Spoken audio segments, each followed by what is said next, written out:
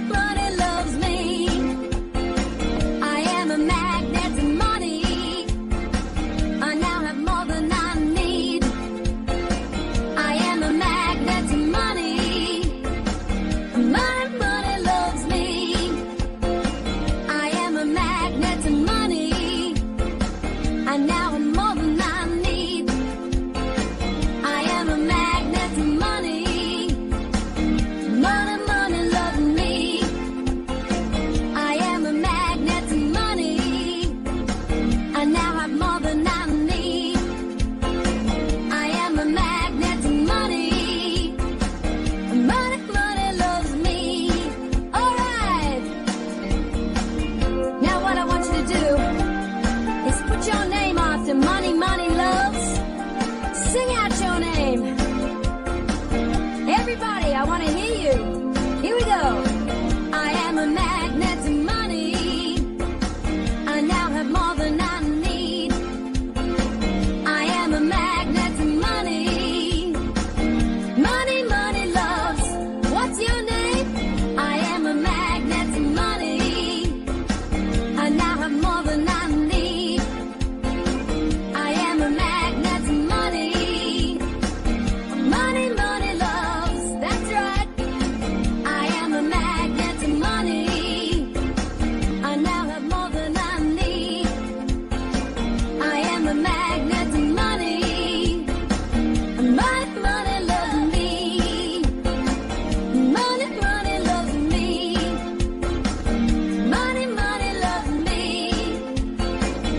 Money loves me. Money loves me. Money loves me. Money loves me. Money loves me.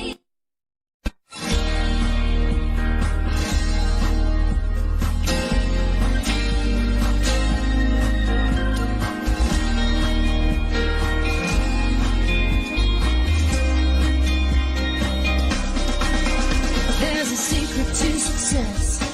Everybody hopes to find. There's a key to the world, and it's mine, all mine. There's a world of opportunity filled with possibility and dreams that I'm gonna find. I got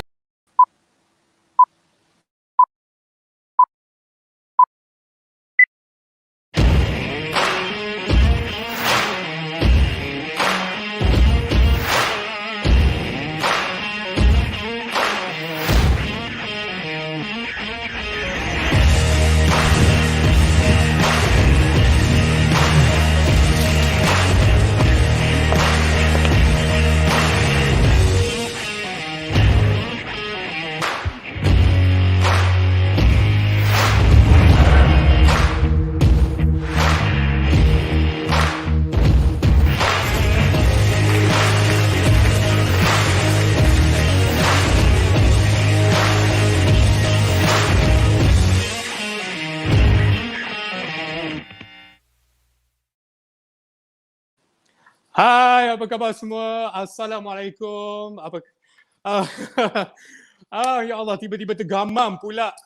Anyway, terima kasih kepada anda yang setia bersama dengan saya, Amin Hayat Show, The Real Investment. Okey, baiklah. Pada kali ini kita akan dapat mengetahui apakah bentuk-bentuk pelaburan yang legit di pasaran, apakah benefitnya, apakah risikonya, dan hari ini kita akan memfokuskan kepada industri fitness, fitness industri ataupun industri kecergasan.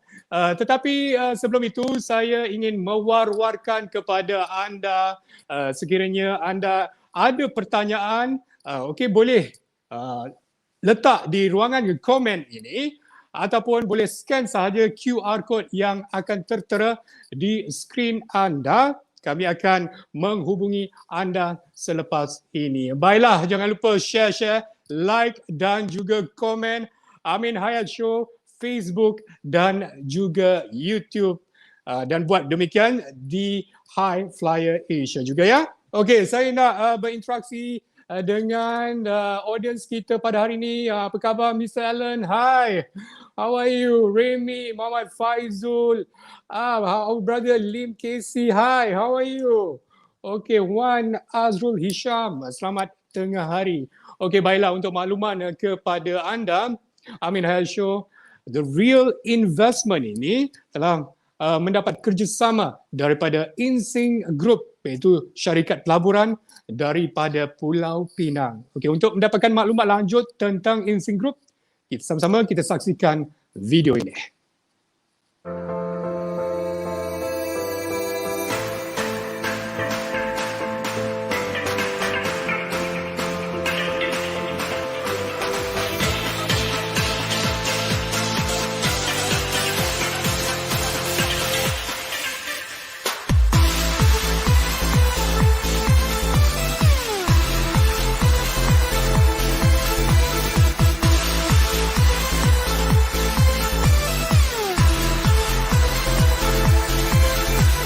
Insing Group is a family trust advisory firm that helps our clients to preserve, grow, and create a legacy to their family assets. Our commitment in being the most reputable advisory company has contributed to our tremendous growth last year. We are celebrating the team's achievements and are committed to provide the top-notch financial advices to our clients. My name is Alvin Po, I'm the Director of Insing Group.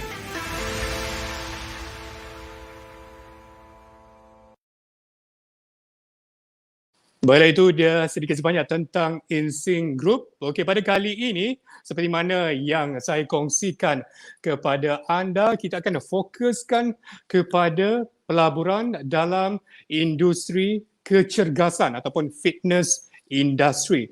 Okey, kalau kita boleh lihatlah, pada minggu inilah, pada hari Isnin yang lalu, lebih kurang 11 sektor ekonomi telah pun mula dibuka. Ya, antaranya kedai di shopping mall, seperti kedai peralatan sukan. Namun industri gym ataupun pusat rekreasi masih belum lagi dibuka setakat ini, dan ini menjadikan lebih banyak kes-kes pengangguran, dan mengikut statistik yang dikeluarkan oleh media, lebih kurang 100 gimnasium telah pun tutup operasinya. Okey, baiklah, untuk mengetahui dengan lebih lanjut adakah pelaburan fitness industry ini mendatangkan keuntungan ketika ini, sama-sama kita akan nantikan komen daripada kita punya tetamu khas. Okey, sebelum saya perkenalkan, sama-sama kita saksikan video ini.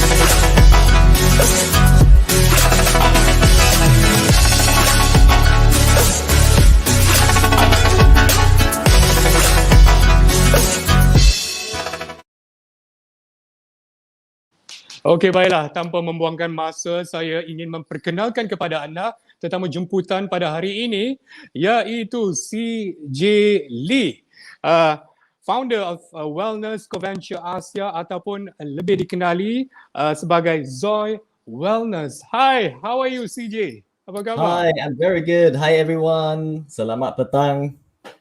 Okey CJ, okey, sebelum kita memulakanlah interview kita pada hari ini, so mungkin ramai orang di luar sana nak tahu tentang latar belakang you. Boleh sedikit sebanyak introduce yourself. Yeah. Okay, boleh. So my name is CJ. I'm from Malacca. Anyone from Malacca? All right. Okay. Saya separuh Melaka lah, Melaka dengan Johor. Okay. So when I was growing up, right, as a small little kid, I always felt very, very bored. That was 30 plus years ago. Imagine growing up in a small town 30 plus years ago. right? So I always imagine like what would life be if I could have more fun, more excitement, and more meaning. So therefore, when I got a chance to become to be an adult, and therefore I decided to become a fitness coach because it's very meaningful. I can help a lot of people to get healthy, and at the same time, it's very fun because I don't have a 9 to 5 desk job. I don't need to sit down. And after that, I decided to open a studio in KL Bangsar. Right, it's a personal training studio. And basically, that was my very first adventure into business as an entrepreneur. And now I am happy to share with you guys this ecosystem that I'm building with a few amazing business partners. And today, I hope that I can share a lot so that by the end of this, you will have a lot more knowledge about the fitness industry and you know everything that you need to know if you want to invest or start a business. Okey, CJ, berkenaan dengan fitness industri ini sebagai satu bentuk pelaburan. Okey, disebabkan oleh pandemik ini, ya, banyak gymnasium seperti saya kongsikan tadi telah banyak ditutup. So mungkin orang ingat invest in the fitness industry ini bukan satu pelaburan yang baik. Tetapi bagaimana dengan pandangan anda? Okay, so in every situation, I think you can see it as good or bad. All right, in any areas of life, business, relationship, friendship. Okay, so it starts with how you want to see it. All right, so today you're here. It goes to show that you want to know how you can see it differently from a lot of people, right? So I'm going to share with you. Okay, so this is how I see it. I see that there's a huge opportunity, all right, when everyone is struggling and closing down. Okay, at the same time, it means that there are a lot more space for new business to come in.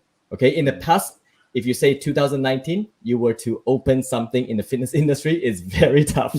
Okay. Now, pandemic have wiped out a lot of businesses. It's like a blank canvas. You can start now, or actually you can get ready to start, and then you can start when the lockdown is over. Now, one more thing is this. You have to start thinking how you can create a business that is not just offline, but also online. Because I want you to remember, if you truly want to help people to live healthier, it doesn't matter if it's good times, bad time, lockdown, no lockdown, pandemic, no pandemic. You should always find a way to help people. And that way, you would always be profiting no matter what, a good time or bad time. Thank you. I see. Okay, bermakna kita boleh bercakap tentang fitness industry sebagai satu bentuk pelaburan, ya. Tetapi kenapa? Why you choose to invest in the fitness industry ni? All right. So for me, I love investment. I love business. All right. But one thing I always make sure is the purpose has to come first. Profit second. Now, let me just share with you, a really powerful short story where back in 1980s, right, Steve Jobs was talking to John Scully from PepsiCo. So Steve Jobs, I'm sure you guys are well informed, is a previous founder of Apple, right? So John Scully made a lot of money with Pepsi, and Steve tried to get John to come over. And basically John say like, why would I come over? I made a lot of money already selling Pepsi, right? Yes. And to be honest, it doesn't make sense to leave something that you make a lot of money and something that you're good at, right? So basically Steve Jobs had no choice, okay? In his very last attempt, he said, John, do you want to continue selling sugary water for the rest of your life, or you want to come and make an impact to the world together?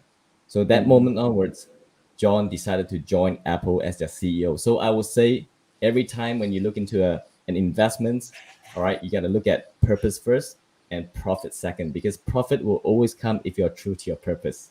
So therefore, fitness industry is the number one choice at all time, because it's probably the only few industry where you can actually make an impact in someone's life immediately. Yeah. Betul.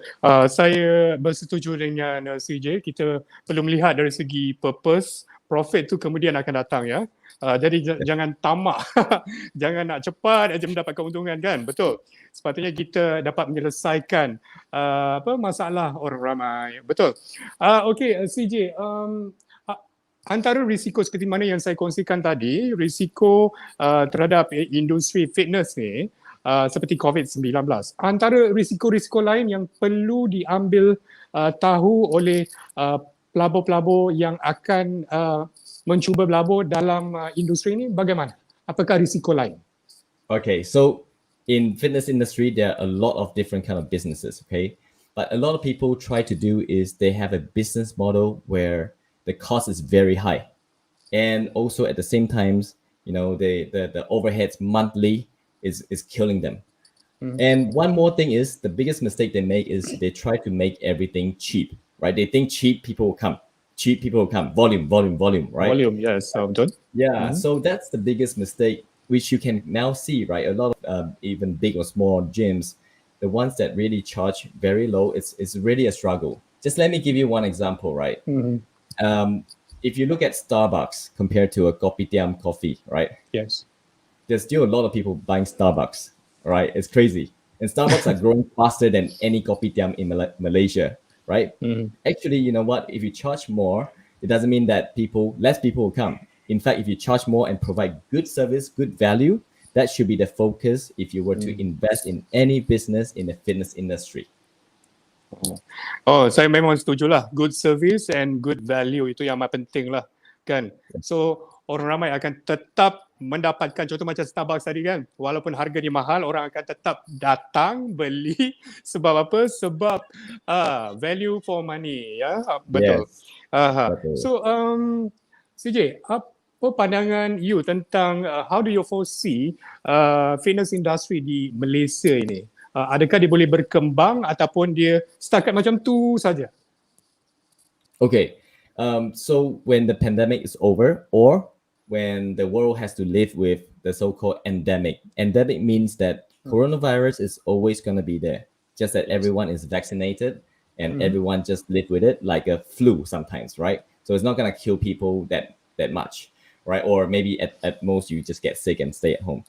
So now, this is the time when you have to start thinking like, okay, what kind of business do you need to create in order to capture this blank canvas, like we talked about before, the blank canvas where many people have shut down, and then you are able to go in there, provide something that people want. Now, in the past, people love to have a big group. People love to be kawan-kawan, go together in a big, yes. But then after this pandemic, it taught us that people will want something more private, exclusive. Stay far away from me. Don't come near me. Like, go. Right? I don't want to kawan-kawan later get something wrong. Oh, like, susah. So that's something that I would say, if you can keep that in mind, it's a very big opportunity. And a lot of businesses in the fitness industry will force to also change. So if they were previously doing big scale, big volume membership, big class, they have to change to adapt. Yeah.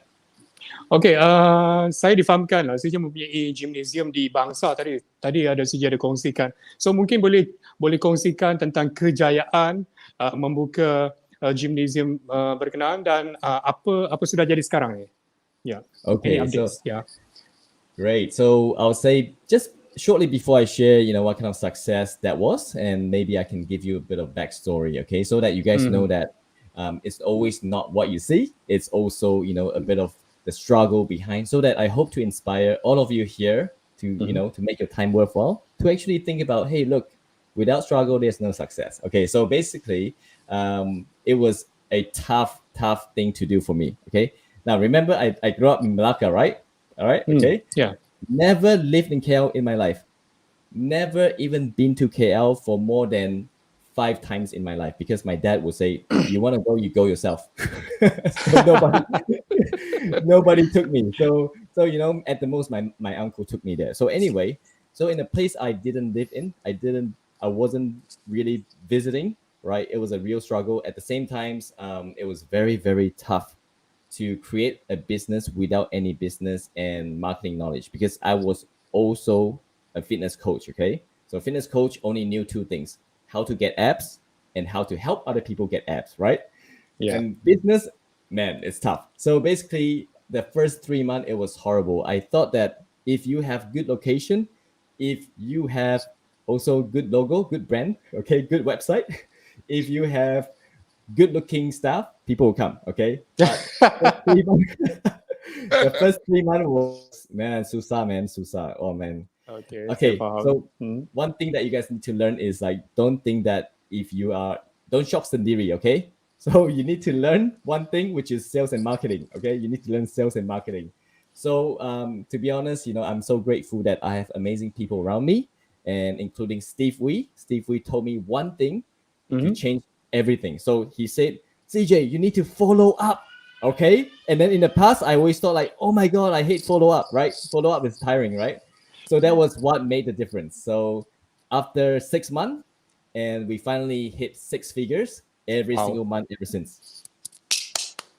6 figures less in a 6 month. Oh my God, that's a really huge success. Tapi untuk mendapatkan sukses tu, of course, you ada banyak cabaran-cabaran yang orang tak tahu. Orang nampak, wow, berjaya je. Tapi di belakang tu, struggle you.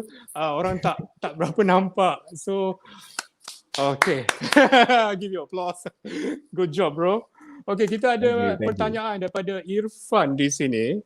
Mungkin dia baru masuk tadi, yang dia berkatakan bahawa, saya telah kongsikan tadi, bahawa pusat kecergasan masih belum lagi dibuka. So bagaimana sebagai pengusaha pusat gymnasium, apa pandangan anda, dan bagaimana boleh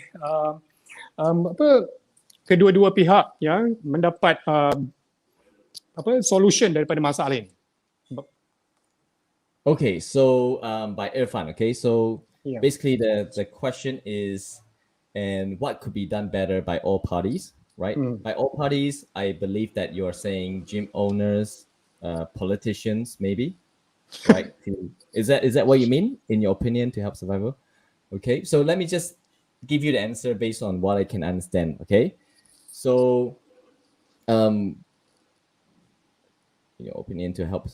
Okay, so basically, I would say all parties, including the gym owners, including any personal trainer out there who wants to start a business in the fitness industry, this is something that you need to take note of. Okay, don't get into it because you're passionate. Don't get into it before you learn about sales and marketing. And that was my mistake. Please don't make my mistake. I think I was quite lucky that it didn't kill me, but it had killed a lot of people I knew. So this is one thing that you have to know. Even good times, people struggle. Just imagine bad times, pandemic, lockdown. So this is one thing that I would say the fitness founder, the fitness trainer need to know, okay? And then the second thing is, I would say, people in the fitness industry need to start thinking about working together, right? Earlier on, rather than wait till pandemic, okay? So how does that look like? You probably want to work with healthy food restaurants or delivery, and work closely together. Not like sometimes you just do some partnership, one time, finish, bye-bye. So you want to work ongoingly together, right? And another thing is, the government does everything they can to basically just say, hey, just keep it close. And I respect that. And I understand that, even though a lot of people say, hey, but gym is not the place to spread disease. Actually, it's something else. Manufacturing is something else, right? Yes, but I would say, we don't know, right? It's best to just do the best we can for our precaution, right? And instead, we should focus on how can actually still help people if they're at home, all right? And I think a lot of people are thinking like, that Malaysia needs to open up gyms because more and more people are suffering from a lot of anxiety, depression, stress. But I'll say, you know what? If you want to help people, you help them regardless where they are. You help them regardless what time it is. So that's all I have to say. So at the end of the day, responsibility is back on you, not the government, not anyone else. Betul-betul. Saya memang betul-betul agree lah dengan CJ. So diharapkan ia menjawab soalan kepada tadi menjawab soalan Irfan tadi. Ya, sedikit sebanyak. Okay, CJ. So kita back to your plan. You share with me, you're going to hit IPO by 2027. So what actually your strategies? All right, good. Okay, Yeah. so basically, this is going to be quite interesting for a lot of you, I'm sure, and I hope that you can also get an idea of maybe fitness in a fitness studio is not the only thing you can do. There are other ways to make it happen. Okay, now fitness industry is definitely a trillion dollar industry. Okay, if not billions. Okay, the question is always like, how can you take the piece of the pie? All right. There's no point to look at it, be like, oh, it's a $1 billion industry, but you do nothing, or you do something really small, because it has nothing to do with you then, right? So the goal is to always think about, how you can actually create greater impact and create greater return, because at the end of the day, the people in the business are putting everything on the line, sacrificing family time and all that stuff. So you have to look at things like return, if it's worth doing or not. So the plan is to create an ecosystem where the delivery method is both online and offline. There are going to be products and services being sold, so that it's always pandemic proof, right? In pandemic, you look at Airbnb, okay? Because Airbnb struggle because their delivery is offline. You book online, you go offline, okay? So we want to make sure we're not like Airbnb, even though it sounds sexy to be like, oh, we are online, we are a tech company. But if your delivery is offline, then you're going to be off the map. Okay? So that's number one. Okay, so that's number one. And number two is also make sure that we have enough buffer, enough cash to live through the bad times, meaning like 6 to 9 months, so that we can be comfortable and we can make intelligent decisions. Because when your stress level goes up, intelligent level goes down. Okay, so you don't want that to happen, especially during pandemic. All right. So another thing is, the last one is actually to make sure that we're creating something that, let's say, for example, okay, in the past, right, it's always been about quantity, big, right? Everything was about big and how big you are, like a giant. And as we could see in the pandemic, right, the bigger you are, the faster you die. So we have learned from other companies' failure, and let's not make the same failure. So as a result, we want to keep it small, agile, scalable, and controlling the overhead cost every month to make sure that we can still sail through any pandemic, any lockdown. Okay, so that's the plan. So basically, the entire ecosystem is going to predictably making 6 million profit, because that is the requirement to go IPO in a year. Okay, 6 million profit to go IPO, and then 25 million revenue around that. And we're looking to go beyond Malaysia, because we feel like with tech being involved, it can definitely reach out to Singapore, Thailand, as far as China, right? And actually Australia, New Zealand as well, because I have connection there. So that is the plan. Okay, so bagaimana, mungkin audience kita lah, mungkin berminat lah untuk bekerjasama dengan CJ ni, sebab nampak dia punya strategi jauh ke hadapan pada tahun 2027 going to the IPO, and then saya difahamkan ada fundraising, ada mewujudkan ekosistem. So bagaimana orang-orang pelabur-pelabur yang berminat untuk bekerjasama dengan CJ? Okay, so basically I would say, anyone that is purpose driven, not just profit driven, feel free to get in touch with me, and my Instagram is rise, RISE .WITH.CJ, rise with CJ. Okay, so rise.with.CJ. So what happened is we will have a chat. We will go on Zoom to see if we are the right fit. We have to make sure that if we were to go very far, just like a marriage, a dating, you want to make sure that you're right for me, I'm right for you. Okay, Betul? so this is one thing that we need to make sure, and then we can talk about how we can add value, so that we can have this win-win-win situation where you win as an investor, we win as a team, and then the consumer, the market wins because they get the help that they need, right? Tapi CJ, sebelum kita wrap up lah, kita nak tahu, mungkin audience nak tahu lah, berapa minimum lah untuk membuat investment dalam industri kecergasan ini? Okay, so you mean the minimum cost, is it? Capital, yeah. Capital. So I would always look at anything less than 400K. Now, a lot of time people want jangge, very like flashy, got chandelier, got the best equipment. Well, unless you have a very rich dad and uncle, then do it. And if they don't want to see their money back, then do it. But if you were to raise fund from someone that really care about the return as well, you better make sure that it's a low risk investment. It's a low capital, means even if you lose it, they won't be haunting you every night to ask for the money back. Okay, so 400K and below, usually if it doesn't work out, it's okay. You learn from it, you move on to maybe something even bigger or something. Okay, so 400K maximum, and you want to make sure that the 400K doesn't mean that you have a big space. You have to make sure the space is not so big, like 2,000, 3,000 square feet, right? So that you can actually have a 6-month contingency money being in a 400,000. Okay, don't just think about 400,000 as renovation, set up, and finish. 400,000 also include the 6-month contingency plan. Contingency plans. Okay, faham. Okay, terima kasih CJ. Diharapkan anda berjaya, sukses mencapai impian anda. Anyway, thank you very much for coming here in Amin Hayat Show. Stay safe. Yeah, hopefully gym is going to be open soon. All right, thank you very much CJ. Yeah. Thank you, Amin. Thank you. Have a great day, everyone. Thank you.